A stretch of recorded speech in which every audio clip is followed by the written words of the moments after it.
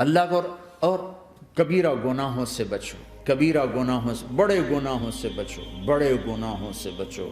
چھوٹے گناہ ہوتے رہتے ہیں اور اللہ بھی درگزر کرتا ہے، بڑے گناہوں سے بچو، وہ بھی ہو جائیں توبہ کر لو معاف، توبہ کر لو معاف۔ ماں باپ کی نافرمانی بڑا گناہ ہے۔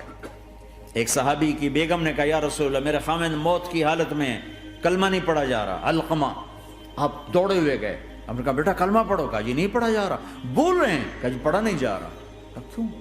پھر آپ نے ایک دم کہا کوئی ماں باپ میں زندہ؟ کہا جی ماں۔ راضی ہے؟ کہا نہیں ناراض، بلاؤ۔ وہ آ گئیں، آپ نے کہا علقمہ کی اماں تمہیں بچے سے ناراض ہو؟ کہا جی ہاں۔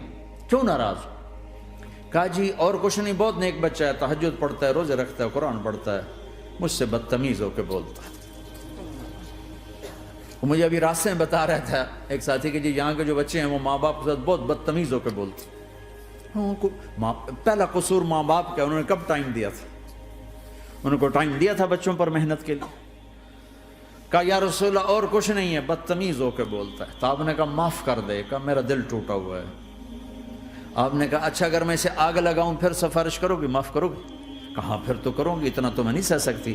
کہ پر اگر تو نے معاف نہ کیا تو سیدھا اللہ کی آگ میں جائے گا۔ ہے کون؟ صحابی۔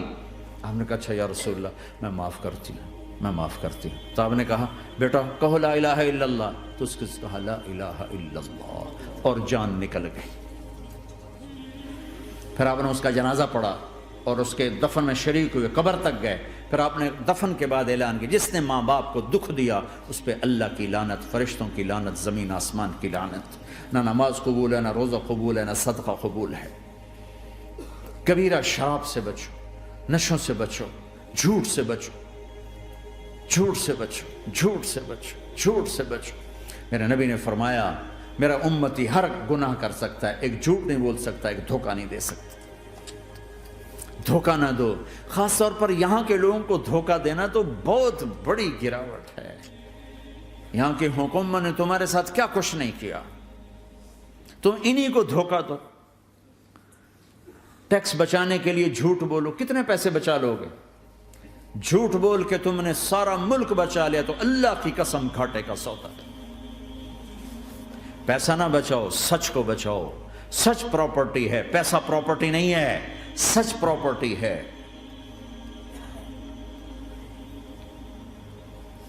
ہمارے ملکوں میں تو لوگ ٹیکس نہیں دیتے کہ حکومتیں کچھ لگاتی ہیں کچھ کھا جاتی ہیں، یہاں تو سارا تم پہ لگاتے ہیں۔ کیوں جھوٹ بولتے ہو؟ کیوں دھوکہ دیتے ہو؟ احسان دانش کی کتاب زندگی میں ایک واقعہ میں نے پڑھا کہ جب انگریز کی حکومت تھی ہندوستان پہ تو ایک دلی میں ایک گرو تھا جو جیب کترا تھا، اس کے آگے چیلے تھے جو جیب کاٹ کے کمائی دیتے تھے۔ تو ایک دن ایک اس کا چیلا یعنی ایک لڑکا 2 روپے لے کر آیا، تو اس کے ٹیچر نے اس کو ڈانٹا کہ اتنے تھوڑے پیسے آج لائے ہو، صرف 2 روپے۔ تو اس نے کہا استاد جی آج بڑا موٹا مال پکڑا تھا، آج ایک انگریز کی جیب کاٹی تھی، بڑے پیسے تھے۔ لیکن جب میں 4 قدم چلا تو مجھے خیال آیا کہ اگر قیامت کے دن عیسیٰ علیہ السلام نے میرے نبی کو تانا دے دیا، گلہ دے دیا کہ آپ کے امتی نے میرے امتی کی جیب کاٹی تھی، تو پھر میں اپنے نبی کو کیا جواب دوں گا؟ اور میرا نبی میری وجہ سے شرمندہ ہو کہ بس اس شرم میں جا کر میں نے اس کو واپس دے دیے اور یہ اپنے کے 2 روپے کھسکا کے لایا ہوں۔ تو وہ گرو نے اس کو 10 روپے انعام دیا کہ بیٹا یہ تیرا آج کا انعام ہے کہ تو نے خوب کیا۔ تو تمہارا ان لوگوں سے واسطہ ہے، عیسیٰ علیہ السلام تانا دے بیٹھے تو کدھر جاؤ گے؟ جھوٹ نہ بولو چاہے سب کچھ دینا پڑ جائے، جھوٹ بول کے پیسہ نہ بچاؤ، دھوکہ دے کے کاغذات نہ بناؤ۔ یہاں کی لڑکیوں سے اس لیے شادی کرنا کہ میرے کاغذات بن جائیں، اللہ کے واسطے ایسی ذلت کے کام نہ کرو۔ میرے نبی نے فرمایا جس نے دھوکہ دیا میری امت سے نکل گیا۔ نماز چھوڑنے پر کہا اس نے کفر کیا، جس نے نماز چھوڑی کفر کیا، اور جس نے دھوکہ دیا میری امت سے نکل گیا۔ من غش فلیس منا، جھوٹ نہ بولو،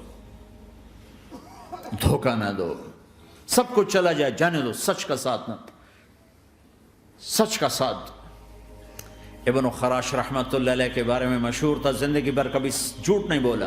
حجاج کا زمانہ، ان کے 2 بیٹے حجاج کے خلاف جنگ میں شریک ہو گئے، پھر ان کو شکست ہوگی، وہ بھاگ گئے، پھر چھپتے چھپاتے گھر پہنچ گئے۔ سی آئی ڈی نے بتایا کہ وہ گھر آ گئے، تو حجاج نے کہا آج ابن خراش کا امتحان لوں گا۔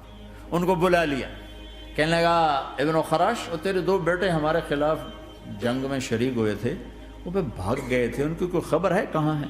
تو انہوں نے مسکرا کر فرمایا کہ حجاج، زندگی موت تو اللہ کے ہاتھ میں، گھر آ چکے ہیں، گھر میں ہیں، ابھی یہیں چھوڑ کے آیا ہوں۔ تو حجاج نے کہا تیرے سچ پر تیرے بیٹے تجھے ہدیہ کرتا ہوں، اگر تو جھوٹ بولتا تیرا سر بھی اڑا دیتا، تیرے بچوں کا سر بھی اڑا دیتا، تیرے سچ پہ تجھے تیرے بیٹے تحفہ دیتا۔ مسلمان جھوٹ نہیں بولتا۔ چند پاؤنڈ کی خاطر تم کاغذات میں ہیرا پھیری کرو، ڈرو اس دن سے جس دن اللہ کے سامنے کھڑا ہونا ہے۔ یہاں کے پیپر بنانے کے لیے یہاں کی لڑکیوں کو دھوکہ دو، ڈرو اس دن سے جس دن اللہ کے سامنے کھڑے ہونا ہوگا۔ عیسیٰ علیہ السلام کا تانا اگر گلا آ گیا نبی کو تو کدھر جاؤ گے؟ سچ کے ساتھی بنو، سچ کے ساتھی بنو، سچ کے ساتھی بنو۔ ٹیکس دینا پڑے دو، دینو، تم پہ خرچ ہوتا ہے۔ ایک طرف 4 پیسے ہیں، ایک طرف سچ ہے، کہ مسلمان سچ بولتا ہے، جھوٹ نہیں بولتا۔ ایک دفعہ سہارنپور میں جھگڑا ہو گیا، ایک جگہ تھی ہندوؤں کی، مسلمانوں نے قبضہ کیا ہوا تھا، تو ہندوؤں نے کیس کر دیا، انگریز کا زمانہ تھا، عدالت میں۔ وہ مسجد بنانا چاہتے تھے، ہندو مندر بنانا چاہتے تھے، تو دونوں طرف بات تپی ہوئی۔ تو آخر وہ جج نے کہا بھائی کوئی ایسا آدمی ہے، ہندوؤں سے کہا، جو گواہی دے دے تو اس کی گواہی تم قبول کر لو گے؟ اور مسلمانوں سے بھی پوچھا، تو ہندوؤں نے کہا جی ہاں، مفتی مظفر حسین صاحب اگر گواہی دے دیں کہ زمین مسلمانوں کی ہے تو ہم دے دیں گے۔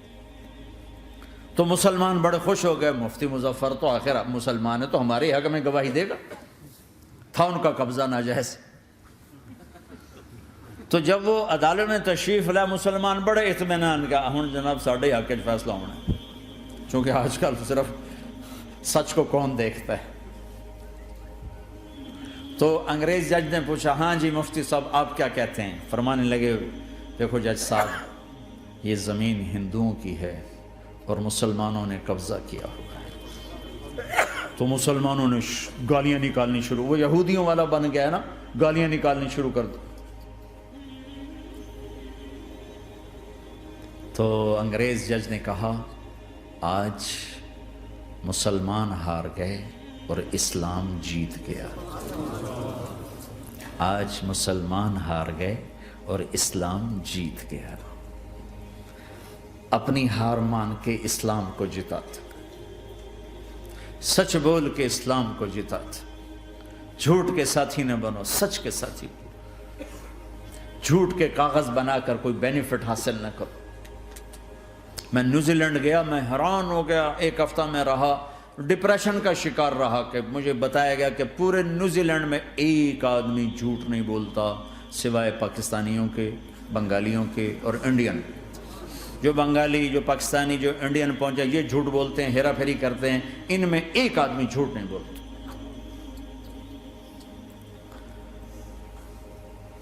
سچ تو ایک عالمی صفت ہے، جو اللہ کو نہیں مانتا وہ بھی کہتا ہے سچ بہت اعلیٰ چیز ہے۔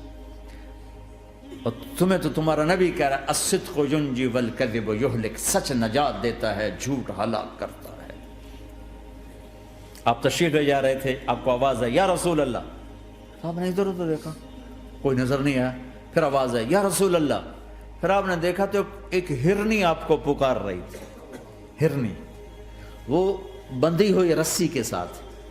تو آپ اس کے قریب گئے، کیا ہوا؟ کہ آپ کا ساتھی مجھے پکڑ کے لایا ہے، میرے چھوٹے چھوٹے بچے ہیں، بھوک سے وہ تڑپ رہے ہوں گے، آپ مجھے چھوڑ دیں، میں ان کو دودھ پلا کے واپس آ جاتا ہوں۔ اب وہ پرائی چیز ہے، تو آپ نے کہا اگر تو واپس نہ آئی تو پھر، کہ اگر میں واپس نہ آئی تو اللہ مجھے آگ میں ڈال دے، جہنم۔ تو آپ نے اس کی رسی کھول دی اور خود وہیں بیٹھ گئے۔ وہ دوڑتے دوڑتے پہاڑوں میں غائب ہو گئے اور آپ وہیں بیٹھے رہے۔ کچھ دیر کے بعد آپ نے دیکھا وہ پہاڑ سے اتر کر آ رہی تھی کہ یا رسول اللہ میں حاضر ہو گئی. تو آپ نے اس کو رسی سے باندھ کے وہیں کھڑا کر دیا اور خود وہیں بیٹھ گئے. تھوڑی دیر ہوئی تو وہ آ گئے شکاری جو نے شکار کیا تھا. تو آپ نے کہا, ان کا نام کوئی نہیں موجود, تو آپ نے کہا میرے بھائی میری ایک درخواست ہے, آپ پوری کریں گے؟ کہ یا رسول اللہ کیوں نہیں؟ کہ یہ ہرنی مجھے ہدیہ کر دو. کہ یا رسول اللہ سب کچھ آپ کا ہے. کہ بس مجھے ہرنی چاہیے. کہ آپ لے لیں. تو آپ نے اس کی رسی کھولی کہ جا بیٹی اپنے بچوں کے پاس موج کر. سچ نجات